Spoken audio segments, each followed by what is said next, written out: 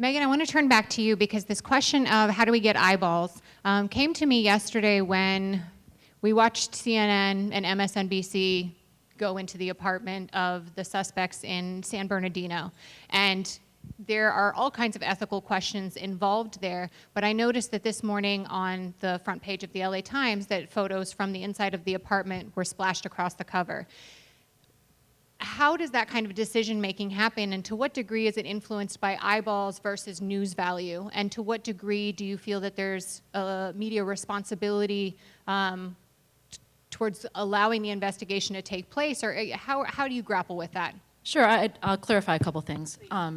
And this is something that we took some time yesterday. We did have reporters who were in the apartment. We did not immediately use that material because we wanted to assess sort of what had happened. So the investigation, that scene had actually been cleared by law enforcement, so they were not going into an active scene. It was boarded up because the windows had been shattered, I think, in the course of the search of the home. So, and the landlord later came out and said, this had been a cleared scene. It is in their purview as the property owner to allow people into the property. And so ultimately we decided to show images from inside the apartment because I think there was a news value to trying to understand, was there a normalcy in these people's lives? What was it like? And what we didn't do, which I think, the networks that did it have already apologized for, is go in there with a live feed and do things like hold up, the mother's driver's license, which had, a lot of information about her on it, and photos of other people who may have had no connection to anything other than, their photo was in the house. And I think that, and I feel like it's a problem that in live news situations, TV has had to grapple with for years, right? Which is, you're in that moment and, you're not taking time to sort of assess the value of it. I mean, you could hear some of the anchors sort of say, well, hold on, don't get in that close. Like, hold on a minute, And I do think it was sort of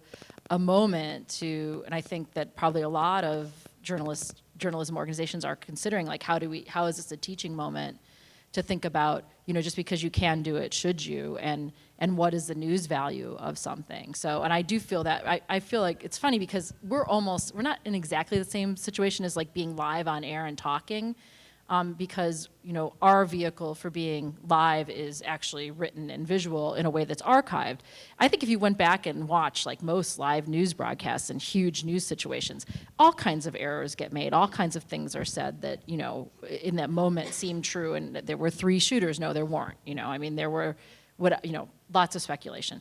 But when you're writing on the internet, it's still there. It doesn't go away unless you're, disreputable and you erase stuff that you've made mistakes on. So I think, almost the act of having to write it down makes our organization maybe a little bit more cautious because you realize it's going to stay out there. So.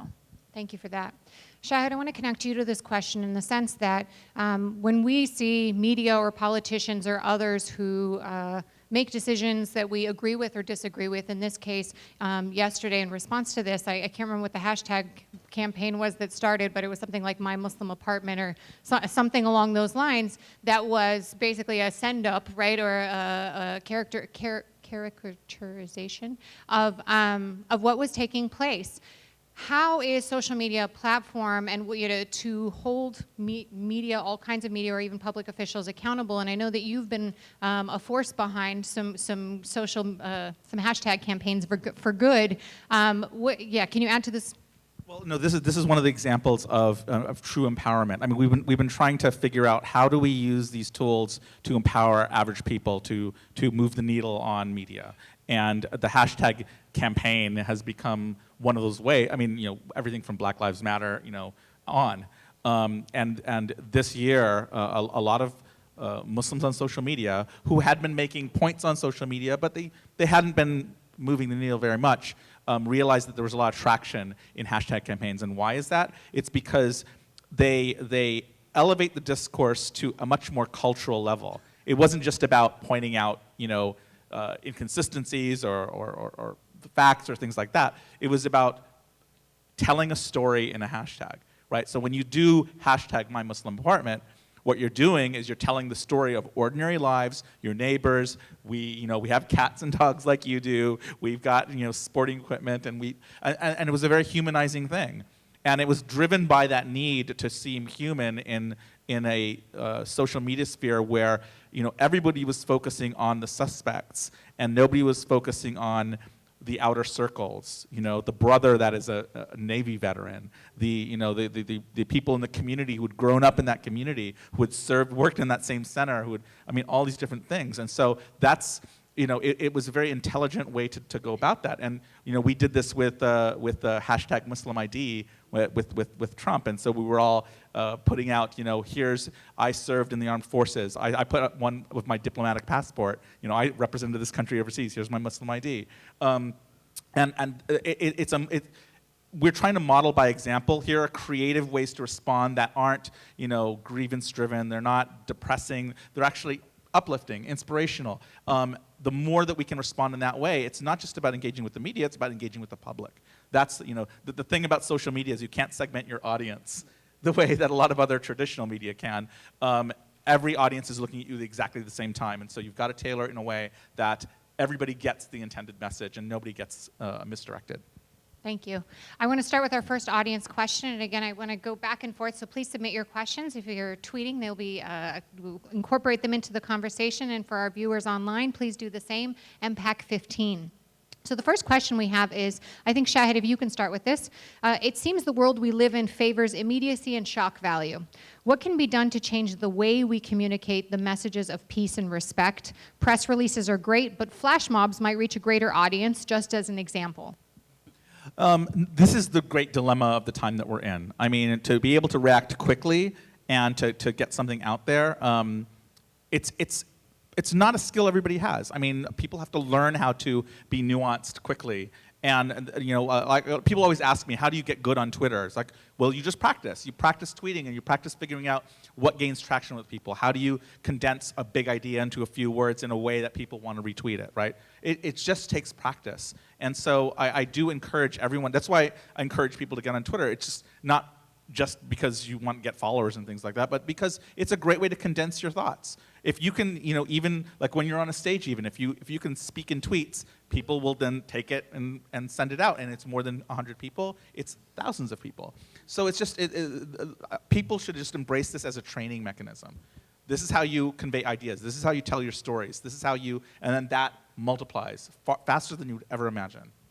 Thank you.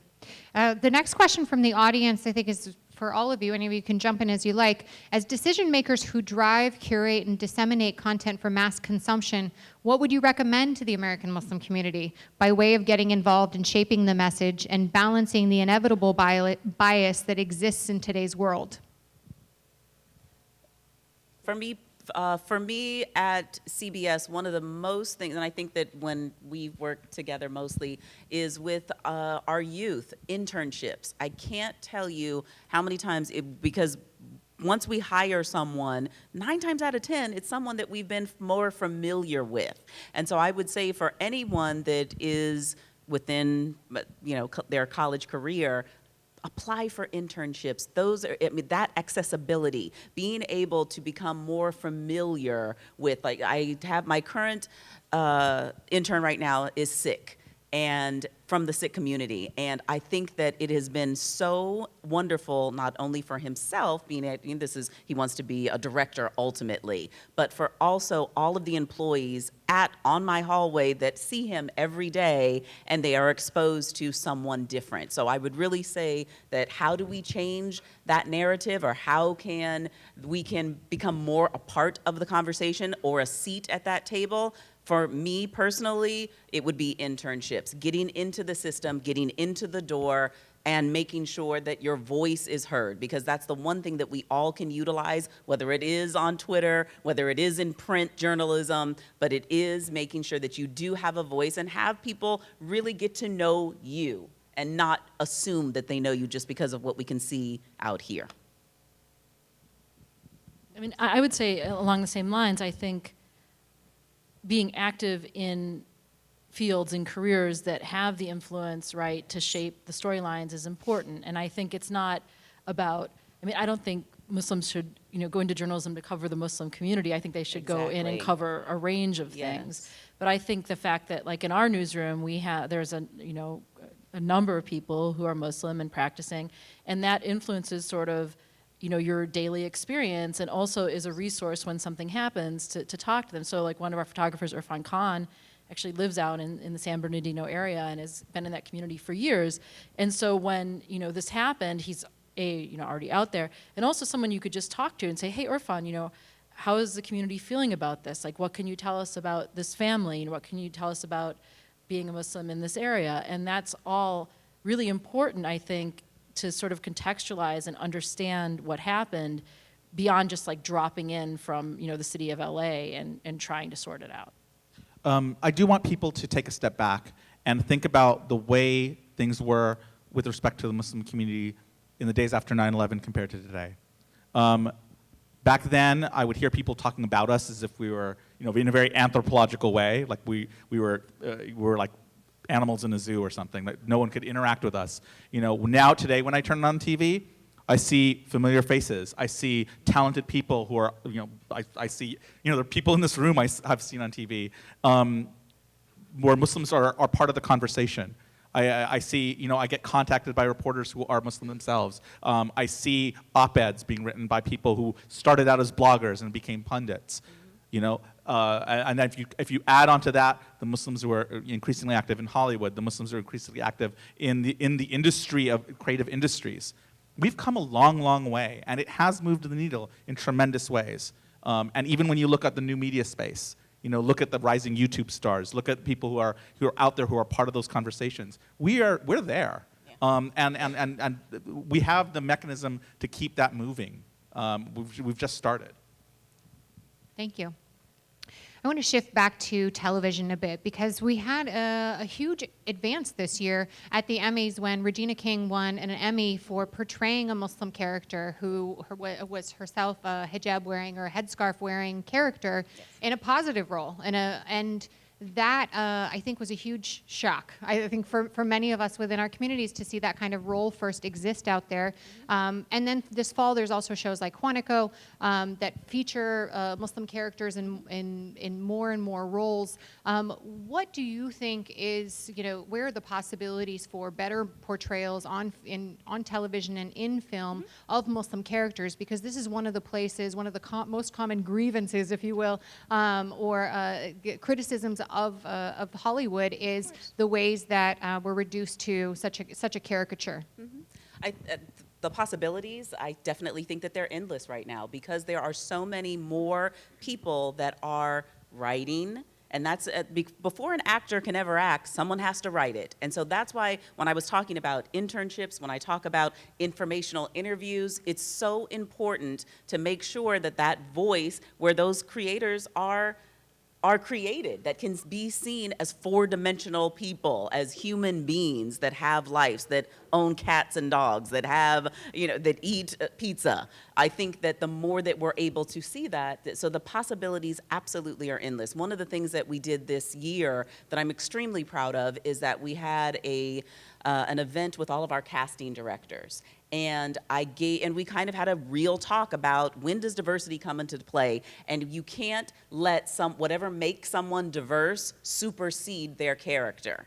Do you understand? In the sense of, here's a person, I need someone who's going to be the doctor or the victim or whatever that it might be. Don't let, you know what, I think that I need someone to fill in just for racial purposes. And one of the things that I say so often that I will say this until the day I die, diversity does not mean black. That's one thing that we'll be in a room a lot and it'll just say, okay, well, we cast the black guy or the black girl. I think we're done. I think we're done for the week. We're good. It's all, we did it. Our job is done. Diversity in its truest sense means more than one. So let's make sure that we are really, really looking for what does this look like? How can this role be? We are doctors, lawyers, teachers, firefighters. There's so much more. And I said, again, we gave this book called The Hidden Brain, which is my Bible. And I think I've put this gentleman's children through school. I purchased so many of his books that we gave it to every casting director. Because casting directors, there's no casting director school. You know, it's not like a doctor. You go to medical school and then hopefully you'll know how to operate on me. But if a casting director, you're taking your environment, you are taking where you were raised, you are taking all of those things, and they definitely play a role in how you see television characters. And so I think that one of the things that I've been so proud of is after they read the book, it was like, oh, okay, I see that anyone can play this role. And I think that the possibilities absolutely are endless. So Regina King winning that Emmy, we all celebrated that day because we want to see more of that. And I'm not saying that we always have to be good. I know we all know, right? But when do we reach parity? Because we've been this a long damn time.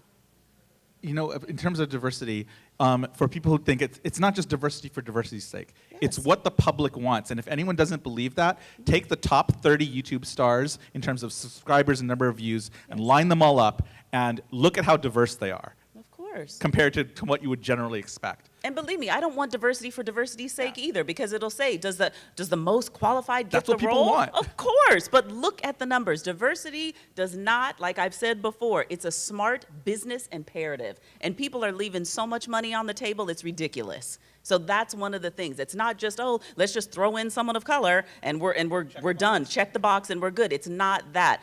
Of course, as someone in my role, do I want the best actor to get the role? Because we'll always hear that one. Well, you know, we did see diverse clients, but we had to go with the person with the best actor. Well, are we making sure that we're really wide enough? Did you really look hard? Look harder, do better, and be smarter. Thank you.